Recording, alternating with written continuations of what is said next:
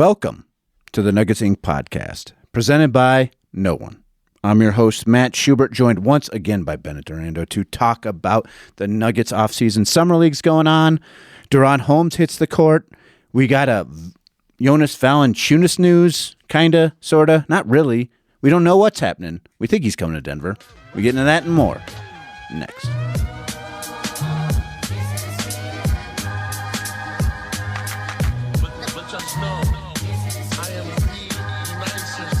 And we are back at the Denver Post Podcast Studios. It smells a little weird outside. A little weird. Not great. Didn't notice. I did. Mid-July, Summer League, ongoing. The Nuggets they're not great in Summer League. That Nuggets Summer League squad, not fun to watch. It's been a little rough. They turned it over 24 times yesterday. Free agency pretty much finished, although we record a podcast a couple of weeks ago, and then within, 45 minutes, an hour.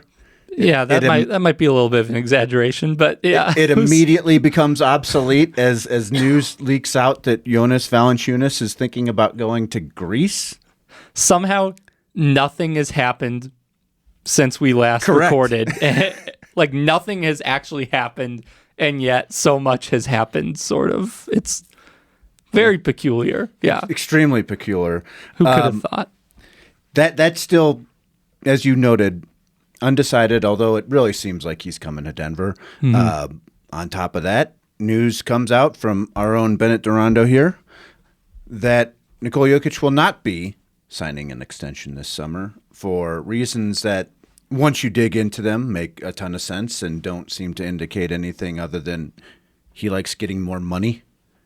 And I don't blame him for that. I don't think anybody would blame him for that. It seemed like the Nuggets sort of understood that even in their comments leading up to the news breaking out, that they laid out exactly what this meant. Mm-hmm. And Nikola Jokic said, I'll take the option with more money. Yeah. Josh Kroenke sort of soft-launched the declined extension when he spoke to the media in June. So they were definitely ready for that. But I don't know. I mean, should we start with Valanciunas, I guess? Well, I was going to, I'm just running down the things. Yeah, this is great. This is great. So on top of that. You were on vacation this whole time. So. I was camping. I was in Southwest Colorado. It was beautiful. Mm-hmm. Absolutely gorgeous. Went to Telluride for the first time. Fantastic. I don't know if you've been there before. Been nearby. I haven't been. It's top of the list of places in Colorado I have not been. Wow. I still need to. What a town. Yeah. Have you been there, Aaron? Telluride? That's one of the few places I have not been. Oh, wow. It's unbelievable. Yeah. Gorgeous. I'd very much like to go to the film festival at some point. They have a renowned good luck with film that. festival that I think is extremely expensive. But yes. And you also have to find a place to stay nearby. And let me tell you, there's not much that's cheap. I would camp. Yeah. That's Isn't the that move. in the winter? No, it's in like early September, late August. Oh, okay. Yeah. Okay. Well, that works then. DaRon Holmes makes his second Summer League appearance, this time injury-free. Looks, I think, pretty good for the most part. Not great after the first game, but fine. There have been ups and downs, but I think it's nothing that shouldn't have been expected. It's his first game action since last summer. Exactly. Like, this was always going to be a little bit of a process. This is what Summer League is for, particularly with someone who had a rookie season robbed at this same place. Like, I think there's one, just sort of a feel-good element to him literally being able to run the floor, get some rebounds, knock down some shots, that type of thing. And two, it's, testing certain aspects of his physicality, game speed, things like that aren't just going to automatically click for someone who still has not played an NBA game. So, Cam Johnson meets with the team. You get a little chat up with Cam Johnson at Summer League, I believe, correct? Yes. No, yeah. No, interview comments to share, but I've met Cam, introduced myself to Cam, did not get a chance to introduce myself to Tim Hardaway Jr., who was also at least briefly with the team in Vegas. So those two were around. Valanciunas not in Las Vegas. I think he was in Greece, wasn't he? He's been in Lithuania mostly. I think there was a brief stop in Greece on his way to Lithuania, but I believe Bruce Brown is also abroad. So, did you go to the Backstreet Boys concert? There was a Backstreet Boys concert. I was listening to an NBA pod, and apparently all the NBA people were going to the Backstreet Boys. Wow, in Las Vegas. I went to Dead & Co. at the Sphere last year when that coincided. But, but no Backstreet. Same show that Michael Malone was at, in fact. Nice. Where were the Backstreet Boys? I think they were at the Sphere. I don't know if they were at the Sphere. I was listening to an NBA podcast. If they were, I'm a little bit bummed out that I missed Dan that. Wolk, Maybe, but Dan Wolk, am I saying Dan that? Wojcicki. Dan Wojcicki. He was talking about it with I can't remember who, but I did ride in Dan's rental car at one point. Very nice rental car. Solid. Yeah. What else? Well, LeBron James once again enters the news cycle. Whoopity-doo. Not much to say there. Yeah, let's move on. And Anthony Edwards. And Edwards, yes, has a nice appearance at Summer League. I even trash talks a couple of Nuggets fans. Yeah. He is just delightful entertainment, as always. What a treasure. And I'm sure some Nuggets fans are pretty salty about what he said, but we can discuss that too. It seemed like it was all in good fun to me. I think it always is with him. Yeah. Like he's also just not afraid of the smoke, which you have to respect. Like if the Nuggets beat him, then he knows that he has left the door open for the Nuggets to talk their trash back at him. And I think he's perfectly okay with that. And you have to respect it. So. I enjoy it. So, all right. All that stuff.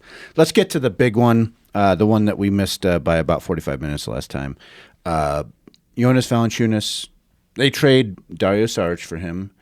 And there's two big things that happen there. One, they get Dario Saric's contract off the books.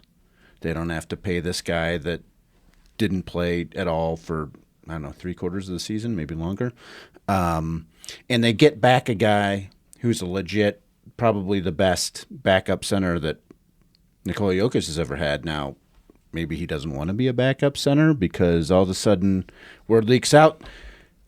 There's a team in Greece, Panathinaikos, that offered him, I think it was 3 years, 15 million euro, I want to say. Is that right? Something in that area. I think it came out to approximately 13 million in US dollars. 13 million US dollars. And he's set to make 10 million this year in the NBA. 10.4. Yeah. 10.4 for 1 year. And it's the last guaranteed year on his contract. There's a team option for next year. And so far the Nuggets have not said that they're going to pick that up. And they don't have to for quite some time. So what's your sense here? It seems like even if Valanciunas wanted to go to Greece, he kind of doesn't really have that option unless the Nuggets agree to release him from his contract, and it just doesn't seem like that's going to happen. Yeah. So there were definitely a lot of people blindsided by this situation, and what became clear pretty quickly was, as we kind of grasped the situation, was that the Nuggets were the party with the leverage here. Right. Valanciunas is under contract in the NBA, and Denver has to cooperate if he is to be released from that contract in order to go to Europe. And so what you have there is, even if it's entirely, sentimental or nostalgic or a family reason that he would prefer to be in Europe, there is, and in that case, he would presumably be willing to forfeit his entire salary on this year's contract and then just go make more money in Europe. And that's where you kind of get into the crosswires of what are the motivations here and what could his agent's motivations be, those sorts of things, right? Could they potentially negotiate some sort of guaranteed money for the second year? Is that could. within the bounds of the NBA collective Yeah, bargaining? I do think that's possible. Yes, it hasn't happened at this point. But in theory, if he wanted to really go and he wanted to forfeit his entire salary, the Nuggets would still have to agree to that buyout and agree to those terms to... Would that show up on the salary cap? No, it wouldn't. If he forfeits his entire salary, then it doesn't. If they simply waive him, then it works against them. So, one, for the Nuggets to even consider it, he would have to be willing to basically take the entire hit. But even then, the important thing here is that the Nuggets see him as a pretty critical piece of their rotation next season. And someone who can fill a hole that has been, as we've discussed ad nauseum, an existential crisis behind Jokic on the depth chart for years. So man's search for meaning, as profoundly described by Malone.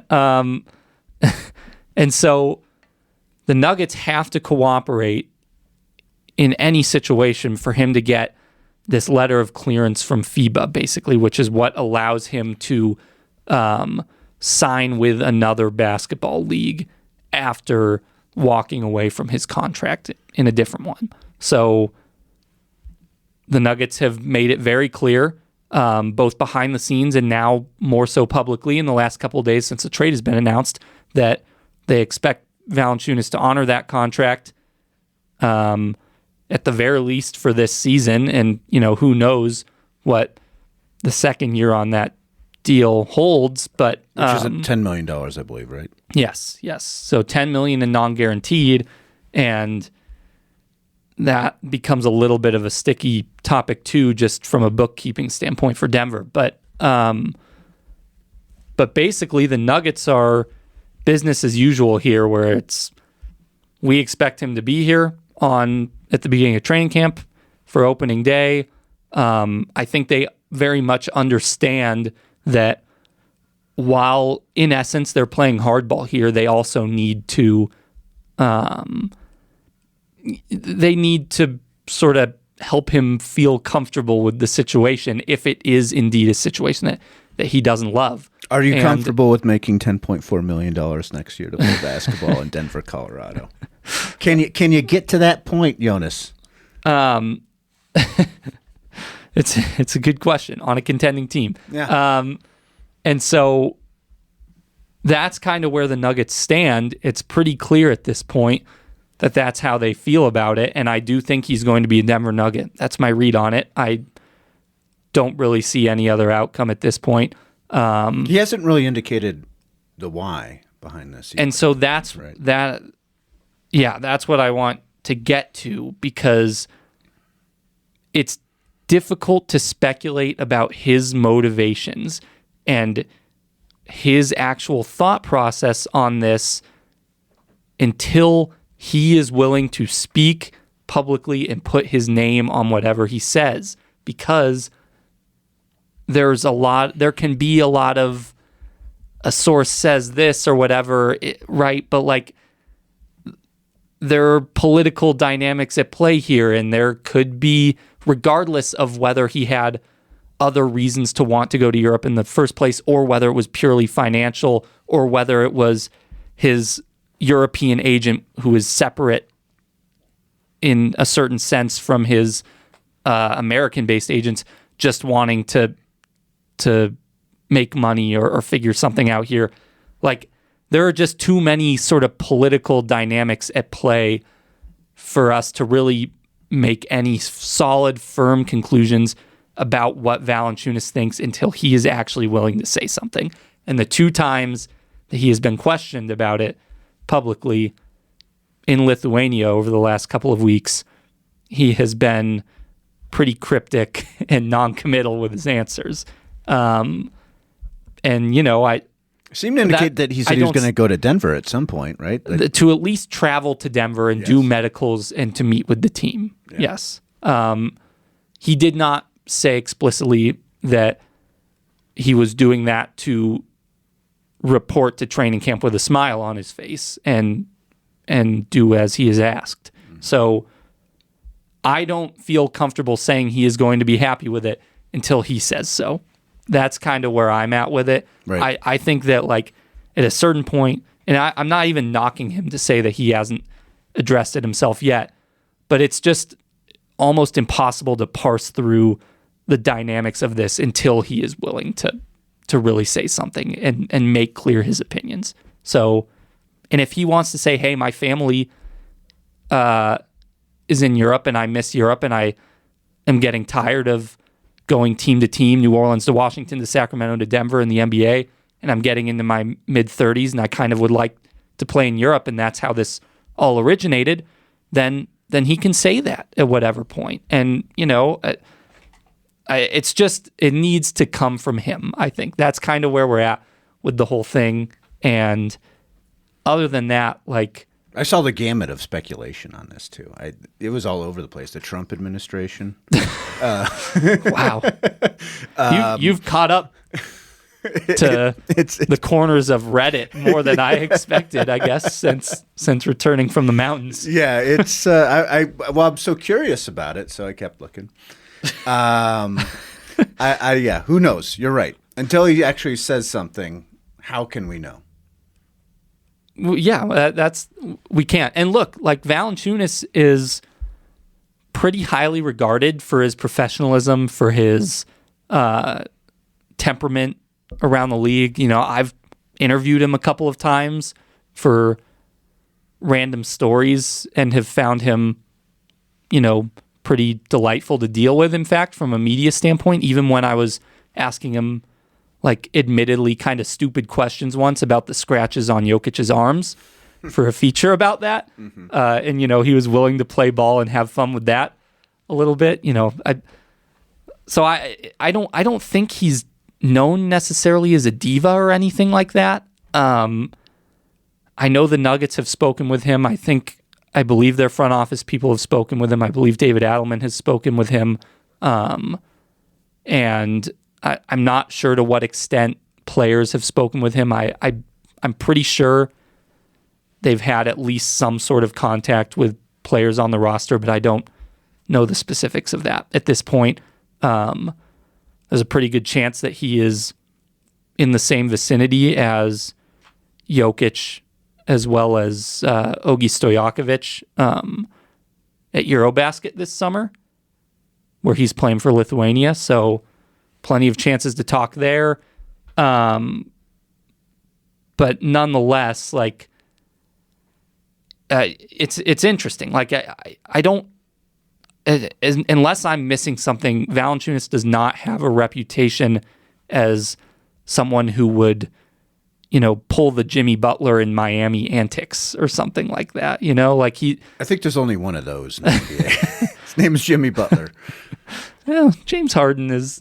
Yeah, that's there, true. You know, yeah, James. He did call Daryl Morey a liar, or what did he call him? That would have been something else. Imagine if Valanciunas had gone on the James Harden China anti-Daryl Morey tour in Lithuania about Ben Tenzer and John Wallace and Stan and Josh Kroenke or something. But like, no, I don't think that's the kind of person Valanciunas is generally known as. So I think this is all going to work out in the end, and he's going to be their backup center, and it's just a matter of how happy he's going to be with that outcome. And we will wait to hear from him. I hate to, you just said we can't speculate, but I'm just going to ask this anyway. He's an NBA player who started most of his career. You think being a backup is something that factors into that? In any way? It's possible. It's at least been speculated to me by other people that factors into this. But I think beyond just the idea of being a backup in a vacuum, it's being Jokic's backup, which has, for most of the last half decade, been one of the most thankless individual jobs in the NBA. Perilous position. Yeah. So, but if the Nuggets really committed to it, right? If they decided we're going to limit Nikola Jokic to 32 minutes a game, right? Like that's what we're going to do because he's been worn out at the end of these seasons over and over again, and we're going to give him days off every now and then. Mm-hmm. Jonas Valanciunas would be the perfect guy to be behind to sort of fill in the blanks on that. Absolutely. Like it has a chance to be a backup center role for him with as close to starters minutes as you're going to get. Right. And they could play together too. Maybe, yeah. I think they could. I'm not so sure about that. I did ask, so I spoke with Adelman one-on-one before leaving Vegas and asked if they have a minutes benchmark that they want to keep on Jokic next season, because Adelman has spoken very eloquently multiple times throughout the playoffs since taking over as interim coach about the fact that they need to be able to get to the finish line and be able to play their best basketball in May and June. And part of that is the heavy load that Jokic, Murray, the other starters had to take during the regular season, but Jokic in particular, who was fourth in minutes per game last year. He didn't give me an exact number or anything like that when he asked, but he pretty much acknowledged that one of the most important things we have to do next season is take care of him, make sure that he's the best version of himself if we're lucky enough to get to that playoff spot. So yeah, it's a concern. It needs to be talked about. It needs to be done the right way. That's what we're going to do. So, like, in theory, the door is open there for Valanciunas to be much more than a 12 minutes per game kind of player. And on top of that, Adelman has spoken with me as well as with ESPN about sort of the play style replication of Jokic that Valanciunas can sort of represent with the second unit. That felt a little weird to me. I guess I don't know if he can really play the same style as Nikola Jokic. Now, Adelman sort of clarified with you on it that I think it was the point center label in particular that had some people on Twitter or Reddit or whatever kind of panicking. A little weird. I don't know if he's quite that. I understood what he meant when he said it the first time. I appreciated him clarifying it with me, but it doesn't mean he's bringing the ball up the floor. Right. He's just a focal point of the offense. That's the idea, that you can play off of him at the elbow and, run DHO stuff. You can kind of get into a flow of offense starting with the ball going through him. And I do think that's possible. He knows how to make good reads and sees the floor well, at least. Just because he doesn't have a ton of assists doesn't mean he's not capable of that. And as a screener, as a huge body, he automatically provides an impetus for guys to be moving from one side to the second side of the court. So, by putting him at the high post or whatever, by using him in DHOs or setting flare screens, I don't know, any number of things, you are able to free up guys off the ball, on the ball, with him. So I think that's what Adelman meant. Now, could there be a dynamic to it where they're trying to advertise the spot to Valanciunas as much as possible to a certain extent and help him feel happy with his role?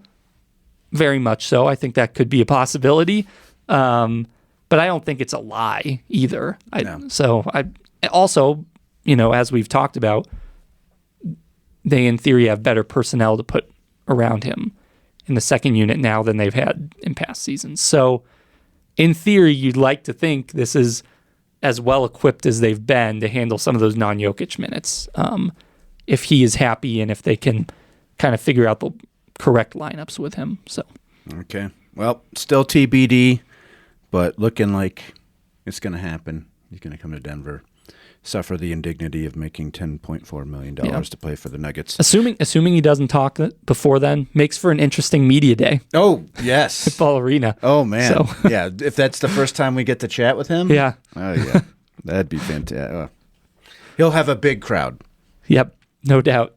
No doubt. Big crowd. Could steal from Broncos season even in the Denver media. No doubt. Well, and depending upon how good the Broncos are, we'll see what happens there. Okay. So, Summer League. You were out there for, I believe, the first two games of Nugget Summer League? Correct. Obviously, the big thing to come out of that is DaRon Holmes finally hits the court after tearing his Achilles last year in his very first game at Summer League. I think the first game shot well, scored over 20 points. No. But it was 15 efficient points. It was like 6 of 8 shooting for 15. Right. Yep. And looked pretty comfortable for his first time back out on the court. Our other guy, Hunter Tyson. It's been a rough go for him. Not so great. He did have a double-double in the first game. They wanted him to rebound. He rebounded, so he deserves credit for that. He just has not looked like an NBA player surrounded by these Summer League players, and you want him to look like an NBA player. At this point, he kind of has to in Summer League. Yeah. If he doesn't, that's alarming. And there continues to be a disconnect between what the Nuggets say his shooting efficiency looks like behind closed doors and what it looks like at game speed in game environments.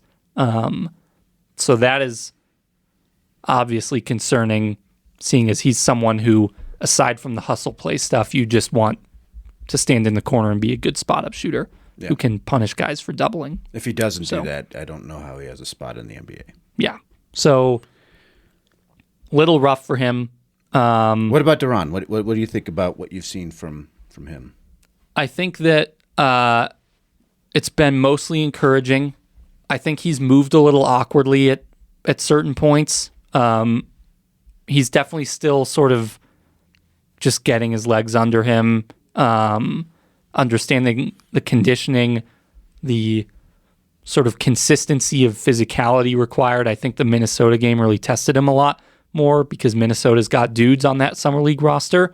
And Holmes struggled to box out in that game, if I'm being honest. Then he went and had 11 rebounds against Toronto last night, so that's nice to see from him. But, he has definitely had some ups and downs.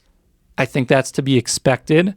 It's not meant to be a linear process when a person who has not played an NBA game is coming back from a torn Achilles, which is one of the most dreaded injuries in basketball right now. Seemingly more common now, too. Becoming more common, a weird trend, obviously, with the playoff stuff. So ultimately, I think he's been a positive, and he's shot the ball pretty well, even after a 2-for-6 game from 3 against Toronto. I want to say he's still around 40%, on the small volume for Summer League as a whole. So the 3 looks pretty good.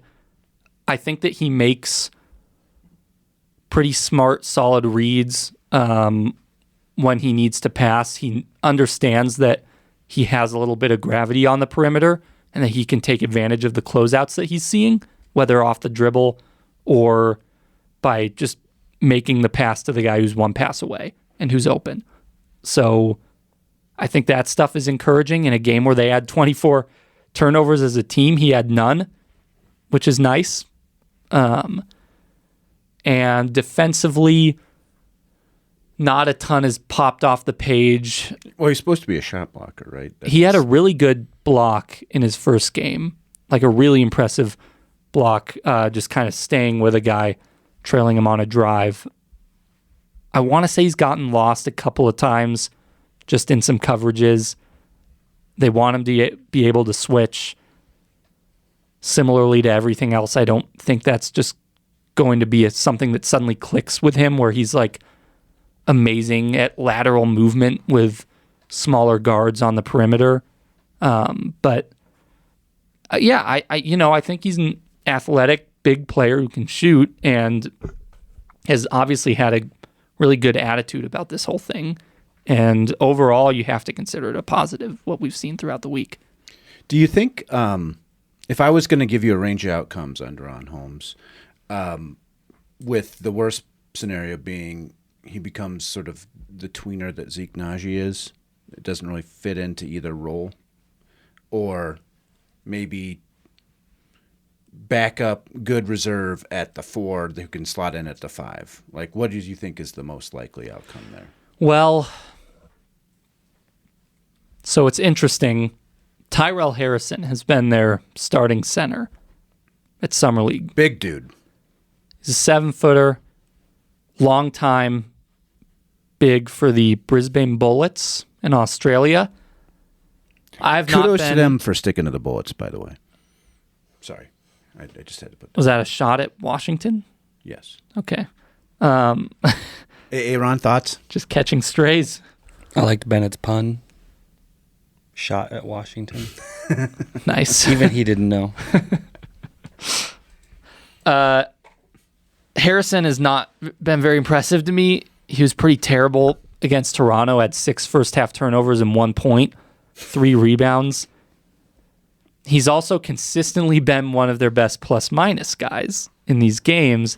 I think what that says is it helps to have sort of a natural, comfortable center, and they've been a little better as a team and sort of natural in their lineups when they've had Harrison at the 5 and DaRon Holmes at the 4, no matter how bad Harrison's hands are. So Holmes' early returns, I would say he's definitely a power forward, similar to Zeke Naji. Look, at the end of the day, you have to be somewhat versatile if you're going to make it in the NBA and if you're not a natural star talent, right? Like if you're going to be a role player, you just need to be able to be used in some different ways occasionally. I think that goes a long way to sticking in the league, to getting a second contract, all of that stuff. And Holmes seems open to the idea of, I'm going to play whatever they tell me to play. I'm working on being the 5. I've played the 5 in some open runs. I definitely think he feels more comfortable at the 4, similarly to Zeke Naji, and he has a similar body type. So can shoot better, though. The shot definitely seems more encouraging. Early returns on it. Maybe they should not change his form randomly, but we'll see how. I don't know. I think the fear is definitely the idea of him being too similar to Naji, but part of this is also coming back from an Achilles injury and trying to take contact, put your body into people in the paint consistently as a 5 is going to be a little bit difficult at first. So maybe as he sort of reacclimates from the injury, he'll be more comfortable as an interior presence. But right now, I definitely think he is more comfortable and makes more sense at the 4. Any other Summer League updates? Did you watch the Chinese Jokic or anybody else? I haven't seen any of his games in person. As far as the Nuggets, I mean, just not a whole lot of ball handling on that roster. Definitely been an issue. What about your Mizzou made man? He's had some moments. He did some nice sort of off the dribble creation for his own shots. Name escapes me. I'm sorry. Tamar Bates, yeah. Kansas City Chiefs fan, unapologetically. Oh, yes.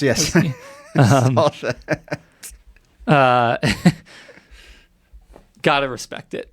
Kudos. Love that guy. Yeah. But anyway, yeah, obviously has some skill with the ball from that standpoint. He's also not like a sort of prototypical table setting point guard. That's not really his role. So I think he'll be a perfectly good two-way player. I haven't seen anything that's like overwhelmingly fantastic about him or really discouraging about him either. Curtis Jones, the Iowa State guy, he's shot the ball really well, so you like to see that. How about Spencer? Spencer Jones, big positive, I would say. Yeah. His wingspan has really stood out to me. Like, he's really physical. He commits too many fouls, but I think that he's defending the right way. Like, he has the right things in mind. I do think he's gotten a few rough calls, too. He kind of has a funny facial expression whenever he gets called for a foul that he doesn't like, if you just kind of watch that. if you're watching any of Denver's remaining Summer League games and are bored by everything else going on.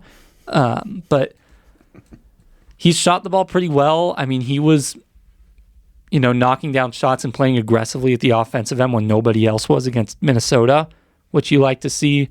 I think he's been a bright spot. He's kind of justified himself being the one guy that they've brought back on a two-way from last year so far. So, shout out to him. Good work. How do you like the setup out there? I like it. It's definitely... I like it more than All-Star Weekend, for instance. It's much more informal and not as uptight just with security and stuff like that. I enjoy sort of the small auxiliary gym that the Nuggets play most of their games in. I think that's fun. There are a lot of people there. It's sometimes it gets a little too oversaturated with people. It's crazy. They fill that gym for all those games. Yeah. Most of these guys are like EuroLeague and G League and I know. Not really high level players. Like it gets a little difficult to move around and actually like do anything at a certain point when it gets really busy in there. So that part I don't love. I almost wish that it could become a little less popular. But I don't think that's happening. But I think it's a good setup overall. Not a fan of being in 110-degree heat in Vegas for 3 days every summer because it is just gnarly out there. And it's like you're kind of like wandering through the weekend in like a daze just from the heat and everything. And then you're walking around casinos and there's cigarette smoke and all this stuff. So I'm not like a huge Vegas guy personally. I don't dislike it, but it's not my... It's good for 2 days.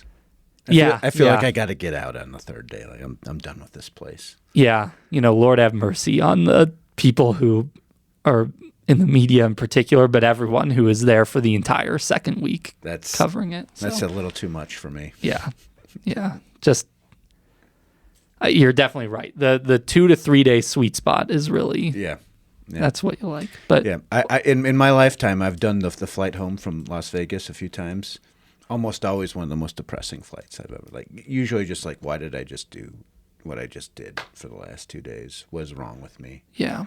Just a lot of re-examination of your life on that flight home from Vegas. No doubt. I was re-examining myself for watching multiple Nuggets and Chicago Bulls Summer League games. that was my main topic of re-examination as I was on that flight, which by the way, just one other shout out, Yuki Kawamura, the Japanese point guard. Oh, yeah. On the Bulls roster. That Bulls team is dismal.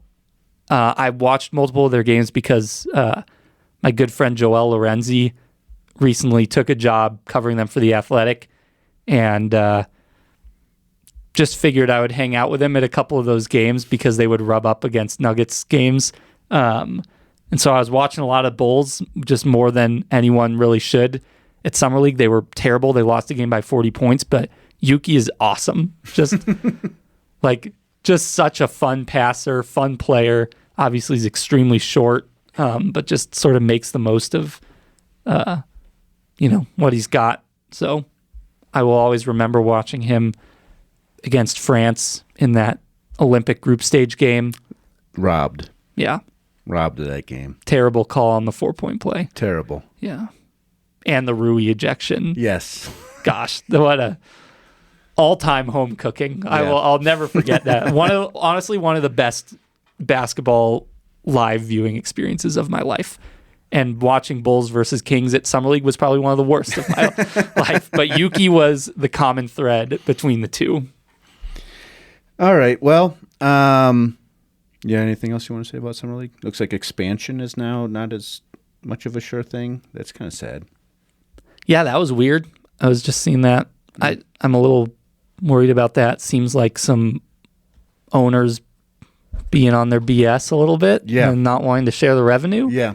Which is weird because they're going to get like $10 billion from the franchise fees. So I think that would make up for it, but apparently not. Just give me Seattle hoops again. You know, you're wearing your hoodie. We just need literally the every Sonics time back. we do this podcast. Yeah. We need the Sonics back. The NBA needs it. Maybe we just move somebody else. OKC's up for sale again. That would be crazy if they went back to Seattle that quickly. Right after a championship. Okay. All right. Some other things to get into here. We've had a couple weeks now to think about this lineup. The team in general, they have a 15th spot. They have not filled that yet. Do you have any thoughts about if that's just going to go unfilled or if they're waiting for just something to fall in their laps, or what do you think is going to happen? I could be wrong, but I don't think anything is imminent there. I had gotten no indication that there was a signing close to happening over the last few days, and I think Ben Tenzer said on Altitude Radio yesterday that they're pretty content with the roster and aren't super motivated to urgently fill the spot or something to that extent. So, it's like I said on the last episode, they are narrowly over the tax already. So it doesn't really make sense to not fill the spot unless they somehow find a way to turn one of their current 14 salaries into a lesser salary. Like if they get under the tax and they have tax reasons for wanting to, reset the repeater and, save the Cronkies some money, I guess, not that fans should give a crap about that. But if that's their motivation, then to not fill the 15th, then I guess it makes sense. But they actually have to make a maneuver to get to the point where that makes sense. So I think there's a move at some point this offseason still to happen. I just don't know that it's, fingers crossed, knock on wood, that it's not going to happen in the hours after we finish recording a podcast. Just to be clear, it's Wednesday and it is 9:37 in the morning. So if something does happen, that's why we're not talking about it. Yeah. It's too early. Yeah. And you know what? At a certain point, screw the Nuggets. I've got vacation time to catch up on starting next week. So I'm not going to give them all of my time here. No. Respectfully. Yeah, no, it's totally understandable. It would sure be nice if they had this all wrapped up in a little bow right now, but that's just the way it goes. I believe, and I could be wrong here, I believe there have been instances where they haven't filled the 15th roster spot before in the past. So it wouldn't be without precedent that they didn't have 15 on the roster. Hey, can I interest you in a wholesome Instagram caption thanking Denver from Vlatko Cancar that he posted a little bit ago? You can. He says, "Thank you, Denver." Heart emoji for starters. Good. Nice use of the I hope emoji. I don't mispronounce his hometown here. To take a chance on a kid from Koper, I don't, Koper. Don't look at me for Koper, Slovenia, believing in me and creating me as a person and basketball player. A big hug and thank you for all the memories through the good and bad. In this beautiful 6 years, I met a lot of great people, some connected with basketball and a lot outside the court. So thanks to you all as well. I can say Denver is my second home. You will always have a fan for life, and hopefully our paths cross down the road again. So it is not a goodbye, but a see you later. Very nice from Vlatko. Gotta love Vlatko. Yeah. I think high marks all around. Critically acclaimed in the Denver area. Vlatko. Good dude. Yeah. I got into an Uber directly from Ball Arena to go to the airport for a playoff trip this year. I don't remember if it was the Clipper series or the Thunder series, but as I was getting into this Uber, it was a fellow who clearly did not speak much English. But as I was walking out the entrance to the arena that the players also come and go through very often, Vlatko was walking out and getting his own Uber. And so I get in the back of the car and the Uber driver says, "Chanchar?" to me. I was like, yeah, no, that's him. and I was very impressed with the guy that he knew, Vlatko Čančar of all people. And we didn't speak a word to each other the rest of the drive to the airport. So this Uber driver did not speak much English, but he spoke the language of basketball, and he knew Vlatko. So shouts to him. All right. Nice little story. Yeah. Okay, so a couple other things here. Cam Johnson deal, done, official. The Nuggets starting five now feels like it's pretty much set in stone here. Mm-hmm. Jamal Murray, Christian Brown, Cam Johnson, Aaron Gordon, Nikola Jokic. A couple of questions off of this. One, do you think Cam Johnson can be as effective as Michael Porter Jr. in the starting lineup? Second one, is there a chance this starting lineup is as good as the one that won a championship a couple of years ago? So basically, the trade-offs are at the 2 and at the 3. Yes. KCP out, Christian Brown in, and PJ out, Cam Johnson in. I think there's a chance Cam Johnson's production is lower than Porter's has been, but the lineup is better. I kind of think that's where I'm leaning. Because of what? I think Cam Johnson could be a better overall player, but he might not average 19.8 points per game or whatever it was last season in Brooklyn. I think like his spacing is going to make a huge impact. They can kind of do some secondary ball handling stuff with him. Adelman has said they're going to use him in a ton of off-ball actions. So, like, that obviously makes sense. I think that generally his movements are a little more fluid, a little less stilted than Porter's. Like, as far as coming around screens, coming to the ball, being a movement shooter, that sort of thing, just because of the injury stuff. Porter, like, it could just be a little awkward at his size and with his brace and back and all that stuff. Cam Johnson doesn't have drop foot. Yeah. So I think he ends up being a better all-around player, marginal defensive upgrade, the lineup. I think the defense is going to sort of course correct a little bit toward, and maybe coaching is an aspect of that. Like Adelman has shown more sort of interest in consistently trying different things outside of their base coverage. I think if there was a knock on Malone, it's that he was pretty like heavily reliant on that throughout the season. So, they were 15th when they won the championship. That is not high for championship standards. But I think it's one of the lowest ones in the last 20 years. Yeah, it is. A lot of top 5 defenses win it all usually. So goes to show how amazing their offense was, obviously. But to go from that to, I think, 22nd last year, obviously bad. I think they're going to be closer to 15 next year. I think Cam Johnson will be an aspect of that. I also think Christian Brown improved defensively throughout the year last year. And there's no reason to think that he's not going to keep finding ways to get better at that end, right? So I think that improves. Offense is probably pretty similar ultimately. Like, I don't see them losing a whole lot offensively. Brown's a better offensive player than KCP was. Cam Johnson might not average 18 a game in Denver, but I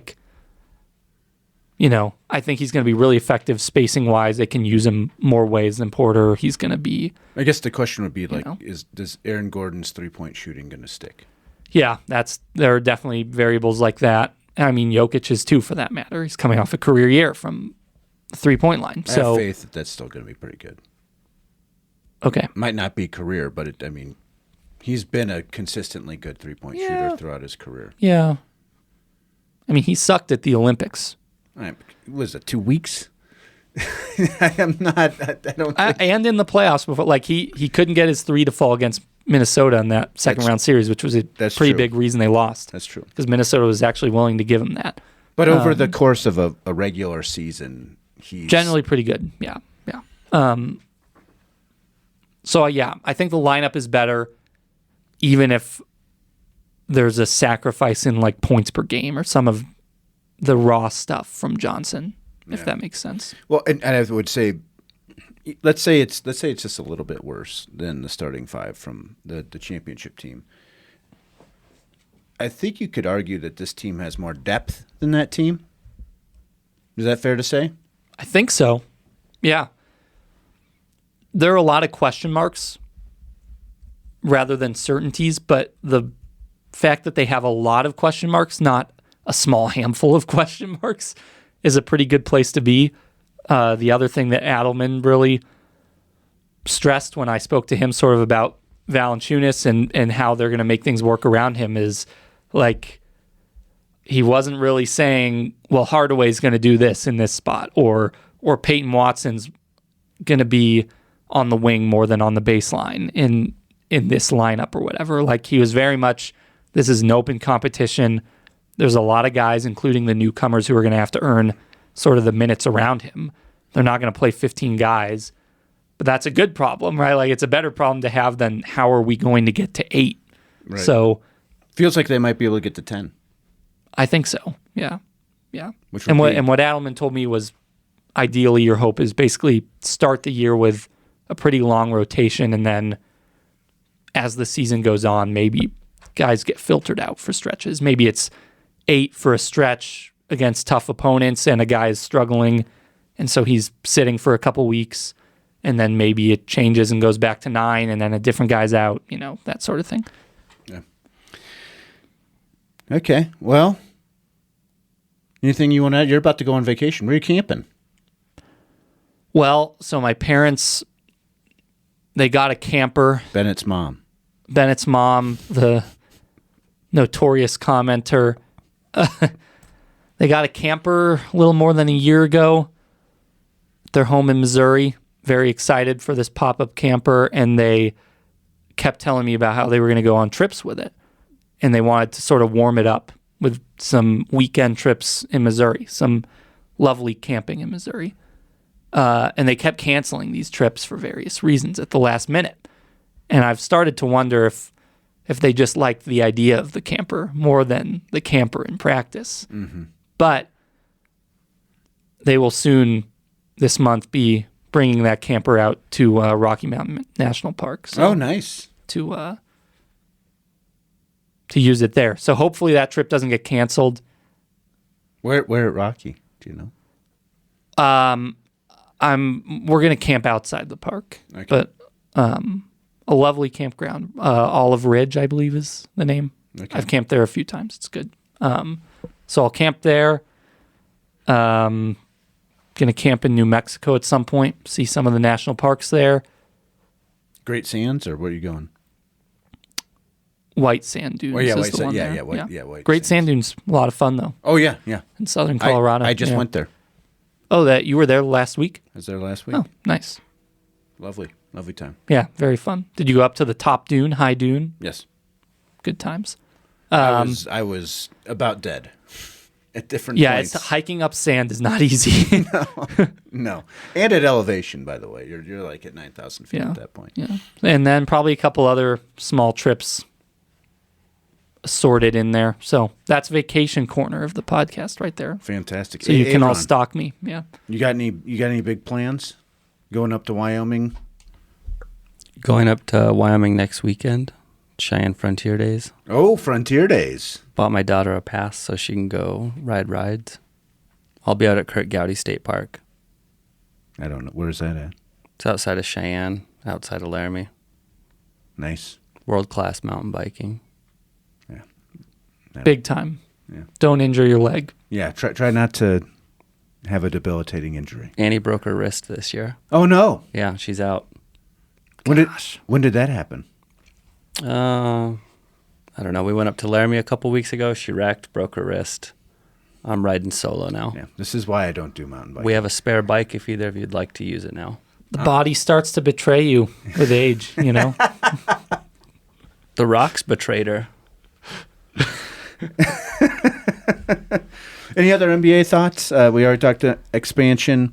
Do you want to say anything about LeBron? Do you have No, any I don't care. LeBron thoughts? I don't have many thoughts. Why were people seriously discussing LeBron trades? That just seems so silly to me. I don't know. I don't even have a response to that. I mean, like it seems like he's going to be there. Yeah. And then the question mark is after this season. So yeah, we don't have to be asked. I don't feel the need to urgently think about after this season at this moment. No.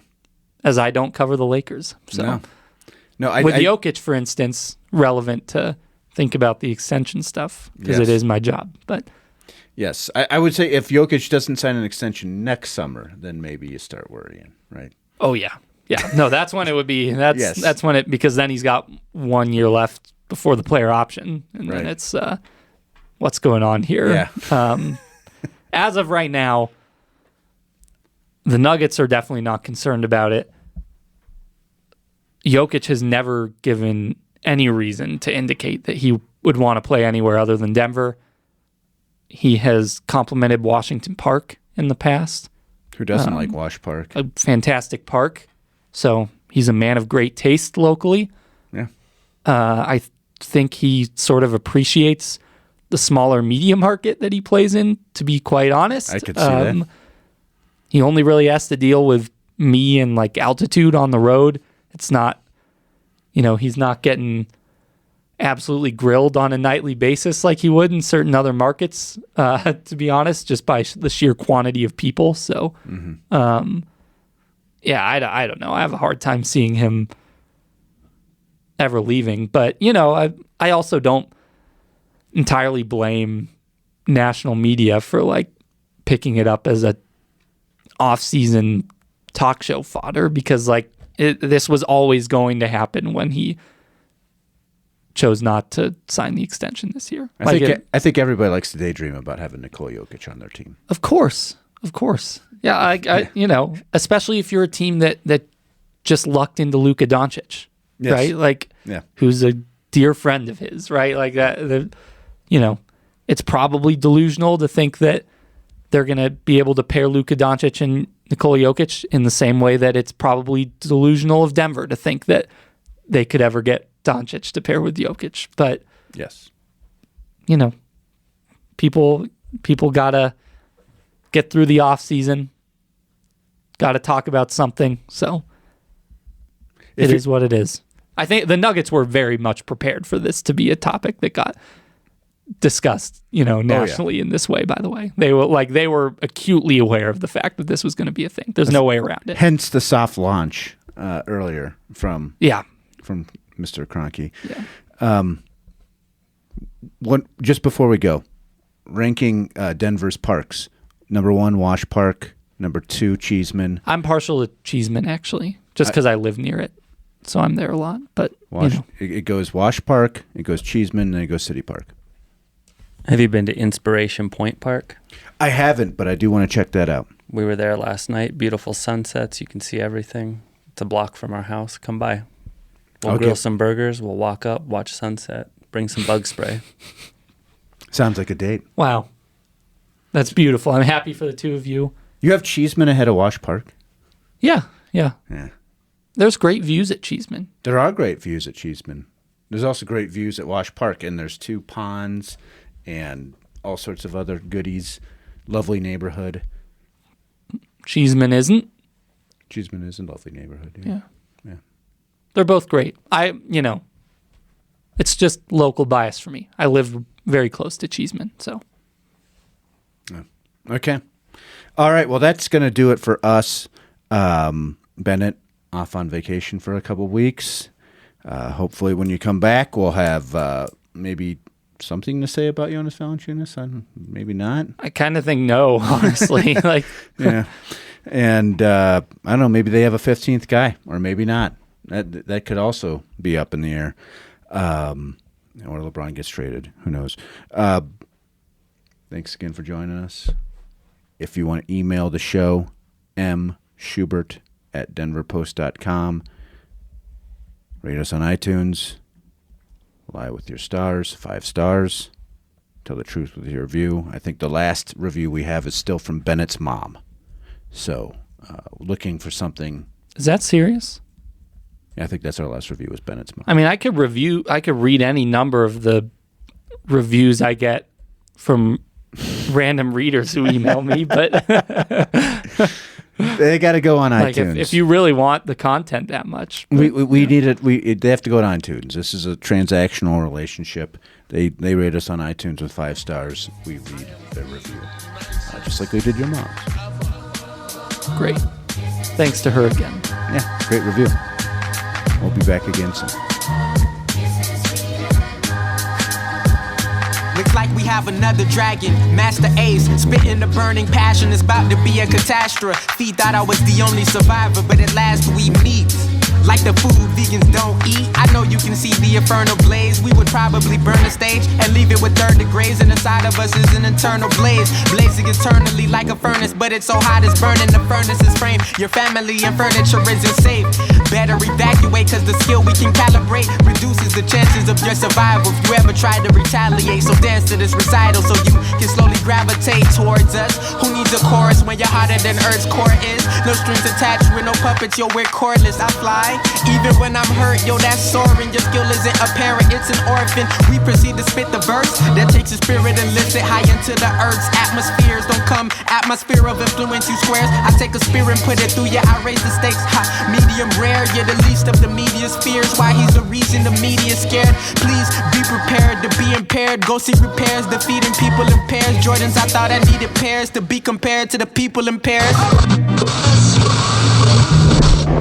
This is a journey into sound. A journey which along the way will bring to you new color, new dimension, new values, and a new experience.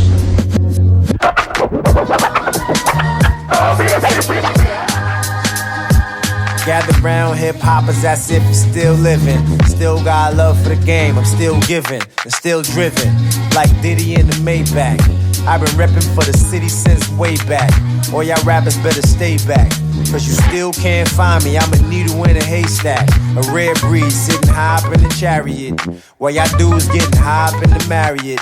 Well, consider this your wake-up call. If you're married to the game, it's the breakup call. And you ain't wearing a crown if you're not tearing it down. You clowns get found right there in the ground. 6 feet, dirt nap, that's because your shit's weak. I'm a giant, you a pipsqueak. Welcome to my kingdom, yup, the throne has an occupant. Read my name at the bottom of the document. Check the scroll, giving good times like Esther Roll. Peace to Keith E, God bless the soul. Trying to get more checks to hold. On some slick Rick, Mr. T shit, big chest of gold. And the flow still extra cold, like the North Pole, cocaine snow, another lost soul. Bow down, it's the Grand Royal, yup. 20 plus years in the game, and still the fans loyal.